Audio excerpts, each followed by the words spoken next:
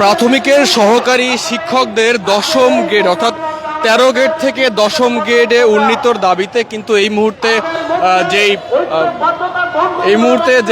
বিক্ষোভ মিছিল, সেই বিক্ষোভ মিছিলটি কিন্তু প্রধান উপদেষ্টার বাসভবন অভিমুখে কিন্তু যাত্রা শুরু করছে এবং সেই যাত্রাকে রুখে দিতে কিন্তু বাংলাদেশ পুলিশের বেশ বড় একটি টিম কিন্তু এই মুহূর্তে শাহবাগে অবস্থান করছে এবং দেখতে পাচ্ছেন যে প্রাথমিকের সহকারী শিক্ষকরা তারা কিন্তু এগিয়ে আসছেন এবং তাদের যেই আমরা সকাল থেকে দেখছিলাম যে মূলত তারা কিন্তু শহীদ মিনার চত্বরে কিন্তু অবস্থান করছিলেন। সেই সকাল থেকে তারা শহীদ মিনারে অবস্থান নিয়েছিলেন এবং তাদের দাবির কথা জানাচ্ছিলেন এবং সেখান থেকে তারা জানিয়েছিলেন যে তারা আসলে মূলত তাদের যে 13 গ্রেড, সেই 13 গ্রেড থেকে তাদেরকে আসলে দশম গ্রেডে তাদের চাকরি উন্নীত করতে হবে এবং সেই দাবিতেই কিন্তু এই মুহূর্তে দেখতে পাচ্ছেন যে মুখোমুখি অবস্থানে কিন্তু রয়েছে পুলিশ এবং পুলিশের একটি বড় টিম কিন্তু এই মুহূর্তে শিক্ষকদের যেই আন্দোলন, সেই আন্দোলন রুখে দেওয়ার জন্য কিন্তু এই মুহূর্তে রয়েছে এবং আমরা যেমনটি দেখেছিলাম যে সকাল থেকে কিন্তু এই শিক্ষকরা কিন্তু শহীদ মিনারে অবস্থান করছিল এবং তারা তাদের দাবির কথা বলছিলেন এবং তারা সচিবালয়েও বেশ কয়েকবার যোগাযোগ করেছেন এবং তারা তাদের দাবির কথা বারবার বলছিলেন এবং তাদের যেই মূল দাবিটি সেটি হচ্ছে তাদের বেতন কাঠামো মূলত 13তম গ্রেড থেকে দশম গ্রেডে আনতে হবে এবং তাদেরকে রুখে দিতেই কিন্তু এবং তাদের যেই পদযাত্রা, সেই পদযাত্রা রুখে দিতে কিন্তু আসলে বাংলাদেশ পুলিশের বেশ বড় একটি টিম কিন্তু এই মুহূর্তে শাহবাগে অবস্থান করছে জাদুঘরের সামনে এবং দেখতে পাচ্ছেন যে আইন শৃঙ্খলা রক্ষাকারী বাহিনী আসলে শিক্ষকদের সঙ্গে কথা বলছেন এবং তাদেরকে বোঝানোর চেষ্টা করছেন এবং প্রধান উপদেষ্টার বাসভবনে তাদেরকে আসলে ঢুকতে দেওয়া হবে কিনা সেটিও কিন্তু একটা বিষয়।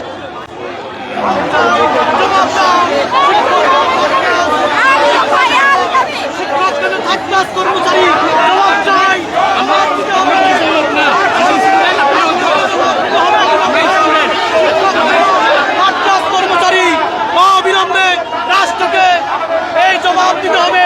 শিক্ষক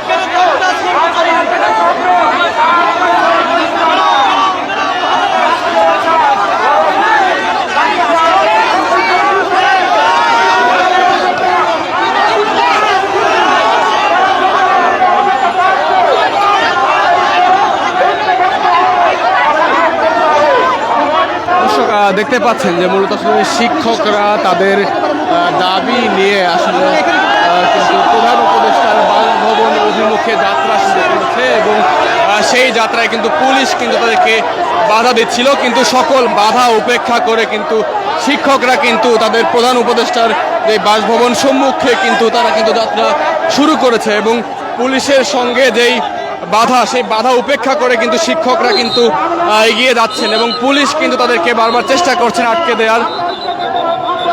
দর্শক, এই শিক্ষকরা কিন্তু আসলে সকাল থেকেই কিন্তু শহীদ মিনার চত্বরে অবস্থান করছিলেন এবং তারা কিন্তু সেইখান থেকে কিন্তু আসলে এই মুহূর্তে কিন্তু তারা কিন্তু প্রধান উপদেষ্টার বাসভবন সম্মুখে কিন্তু যাত্রা শুরু করেছেন এবং পুলিশের সঙ্গে কিন্তু তাদের কথা কাটাকাটির একটি ঘটনা ঘটছে।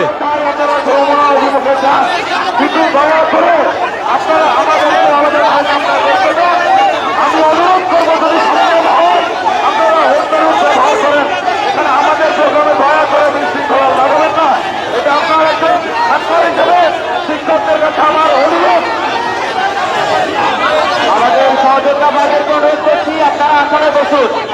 আমাদের সহযোগিতা বাইরের অনুরোধ করছি। আমাদের প্রশাসন আন্দোলন থেকে আমাদের কথা বলছে, তারা পুরো আমাদের সহযোগিতা বাইরের অনুরোধ করবো। আপনারা আমরা জবাব চাই। এই প্রহসন দীর্ঘদিনের প্রহসন। আজকে আমরা যমুনা অভিমুখে যাত্রা করেছি। ডক্টর ইউনূস স্যার বিদেশে থাকলেও তাকে ভিডিও কনফারেন্সের মাধ্যমে আমাদেরকে আশ্বস্ত করতে হবে যে ঠিক আছে, আপনারা 7 মাসে চলে যান, আপনাদেরকে দশম গ্রেড দেওয়া হবে। তার মুখ থেকে আমরা এই ঘোষণা শুনে তারপরে যাবো। আমরা অনেক ধৈর্য ধরেছি, অনেক ধৈর্যের পরীক্ষা আমরা দেখিয়েছি। আর না আমার একটা শিক্ষকের প্রায়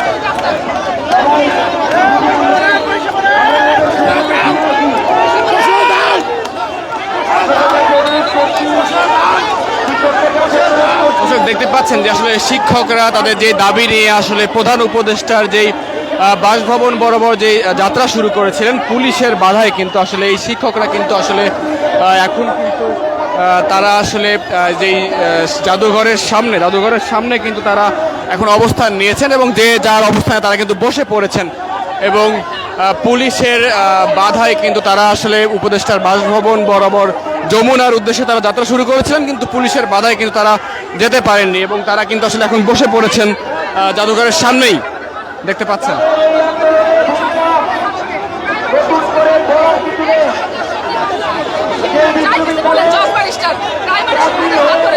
আসছে পর্যন্ত প্রাথমিক শিক্ষকদের সাথে এত বঞ্চনা কিসের?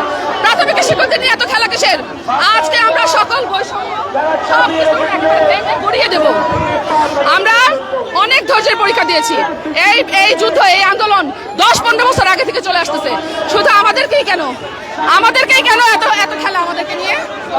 আর না, অনেক হয়েছে। আমার শিক্ষক ভাইরা বসে যান। একটা শিক্ষকের গায়ে একটা ফুলের টোকা লাগবে, দেশে আগুন জ্বলবে। আমার একটা শিক্ষকের গায়ে একটা ফুলের টোকা লাগবে। পুলিশ ভাইরা, আপনাদের দৃষ্টি আকর্ষণ করছি, কোটা সংস্কার আন্দোলনে যা করছেন এখন করতে আসবেন না।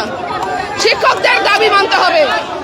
ডক্টর ইউনূস দেশের বাইরে থাকলেও তাকে ঘোষণা দিতে হবে যে আপনারা বাসায় যান, আপনাদের 10ম গ্রেড দেওয়া হবে। আশ্বস্ত হতে চাই আমরা আজকে, আশ্বস্ত।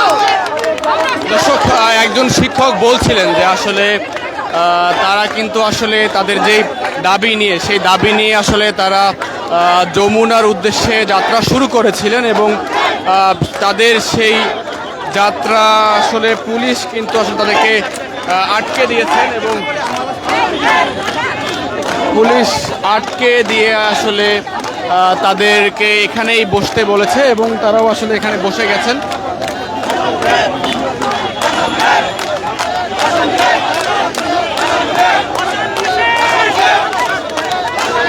দশম গ্রেডের দাবিতে শিক্ষকরা কিন্তু সকাল থেকে কিন্তু কেন্দ্রীয় শহীদ মিনার চত্বরে সমাবেশ করছিলেন এবং সেই সমাবেশ চলাকালীন সময় আসলে তারা তাদের দাবির কথা বলছিলেন এবং সেই সমাবেশ থেকেই শিক্ষকরা মূলত প্রধান উপদেষ্টার বাসভবন বরাবর যাত্রা শুরু করেছিলেন এবং সেই যাত্রা নিয়ে তারা যখন শাহবাগ হয়ে যাচ্ছিলেন তখন পুলিশ ম্যাডাম পুলিশ জি শুনি নাই, বাধা দিতেছে, ওইদিকে যাওয়া যাবে না, ওইটাই বলছে। শুনি নাই। এখন বড়রা বলবে, সিনিয়র যারা আছে তারা বলবে। দর্শক, তারা কিন্তু আসলে প্রধান উপদেষ্টার বাসভবন বরাবর তারা যাত্রা শুরু করেছিলেন, কিন্তু আসলে পুলিশের বাধায় কিন্তু তারা আটকে গিয়েছেন। এবং আমি যদি একটু জানিয়ে রাখি যে এই পাশে কিন্তু আসলে বৈষম্য বিরোধী ছাত্র আন্দোলনের যেই বেসরকারি বিশ্ববিদ্যালয় শাখা, তাদের কিন্তু একটি সমাবেশ চলছিল এবং সেই সমাবেশ চলাকালীন অবস্থায় কিন্তু আসলে শিক্ষকদের এই আন্দোলন কিন্তু হঠাৎ করে কিন্তু শাহবাগ চত্বরে চলে আসে এবং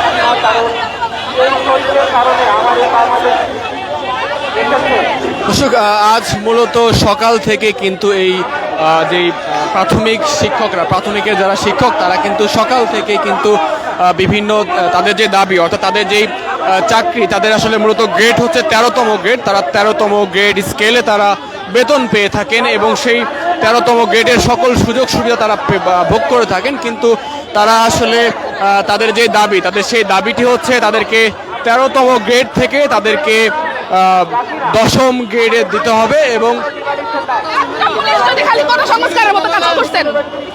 আমার একটা শিক্ষকের গায়ে হাত উঠাইলে আজকে খবর আছে, দেশে আগুন জ্বলবে। বলে দিচ্ছি, 10ম গ্রেডের ঘোষণা নিয়ে যাব, 10ম গ্রেডের ঘোষণা নিয়ে তারপরে যাব। ডক্টর ইউনূস স্যারকে ভিডিও কনফারেন্সে আনেন, উনি আমাদেরকে বলুক 10ম গ্রেড দিলাম। একজন নোবেল বিজয়ী বীর, তার দেশে শিক্ষকের কেন থাকতো আমাদের 10ম গ্রেড দশম গ্রেড, তাহলে আমাদের দিতে সমস্যা কোথায়? সুবিধা দিলে বাংলাদেশের পক্ষে, আমি স্বাধীন বাংলাদেশের পক্ষে, আমি স্বাধীনতার পক্ষে, আমি কোনো রাজনীতির পক্ষে না। বাংলাদেশ চাই সুস্থ হোক, সুন্দর হোক, বৈষম্য বিরোধী হোক, বৈষম্যহীন বাংলাদেশ চাই আমরা। ধন্যবাদ। তাহলে আমরা একই কারিকুলাম একই সিলেবাস নিয়ে আমরাও কাজ করি, ওরাও কাজ করে। ওরা পায় দশম গ্রেড, আমরা কেন 13তম গ্রেড? তারপরে বিভিন্ন ড্রাইভার আছে 16তম থেকে দশম গ্রেডে চলে আসে, আমাদের দিতে অসুবিধা কোথায়? সবাই এখন আর মেট্রিক পাসের কেউ নাই, সব অনার্স মাস্টার্স কমপ্লিট করা।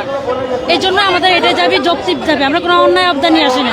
আর এটা আজকে নতুন না, এটা অনেক আগ থেকে চলমান। আমাদের অডিয়েন্সের মধ্যে শিক্ষকরা কিন্তু বারবার বলছেন যে আসলে তারা তাদের যে দাবি দশম গ্রেড দাবি, সেই দাবি নিয়ে আসলে তারা প্রধান উপদেষ্টার বাসভবন বরাবর কিন্তু যাত্রা শুরু করেছিলেন এবং সেইখানে কিন্তু জাতীয় জাদুঘরের সামনে এসে আসলে পুলিশ তাদেরকে বাধা দেয় এবং বাধার সম্মুখীন হয়ে কিন্তু শিক্ষকরা এই মুহূর্তে এখানেই অবস্থান করছেন এবং তারা আসলে প্রধান উপদেষ্টার বাসভবন বরাবর যে পদযাত্রা সেটি কিন্তু অব্যাহত রেখেছেন। আমাদের দাবি, আমাদের দাবি, আমাদের দাবি, আমাদের দাবি, এক দফা এক দাবি, দশম গ্রেড, দশম গ্রেড, এক দফা এক দাবি, এক দফা এক দাবি, আমাদের দাবি, আমাদের দাবি, আমাদের দাবি, আমাদের দাবি, এক দফা এক দাবি, এক দফা এক দাবি, এক দফা এক দাবি, আমাদের দাবি, আমাদের দাবি, আমাদের দাবি, আমাদের দাবি, এক দফা এক দাবি, এক দফা এক দাবি।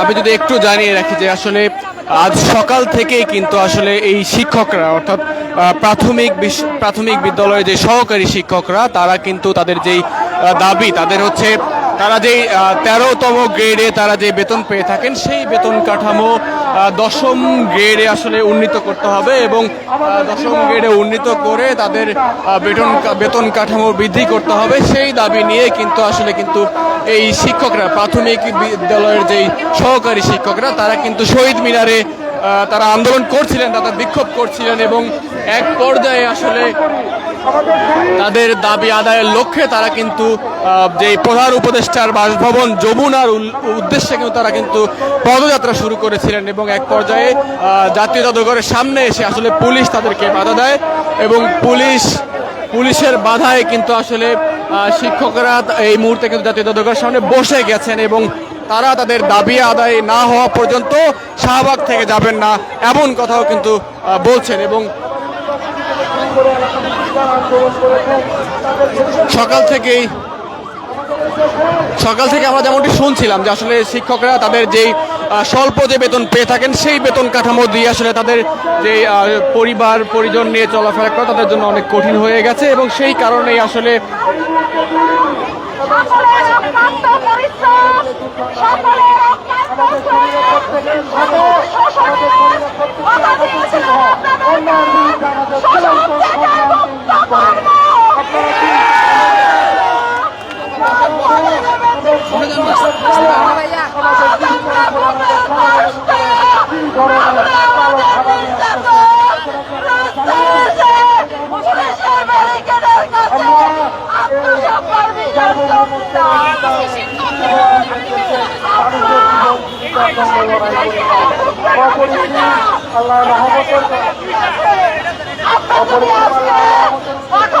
সিদ্ধান্ত নিতে না পারে আগামীকালকে কিন্তু আমাদের চাকরিচ্যুত করবে, এ ব্যাপারে আপনারা নিশ্চিত থাকুন। তাই পূর্ণ হত্যা ছাড়া আমরা ঘরে ফিরব না।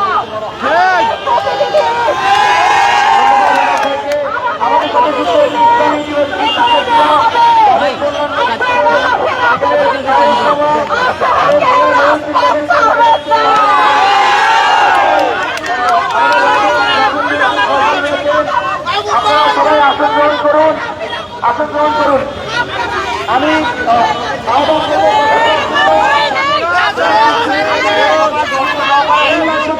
সবাই ধৈর্য সহকারে বসে পড়েন।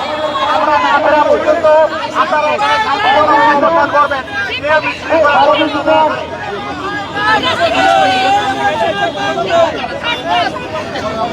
এই আমরা কি করা হবে?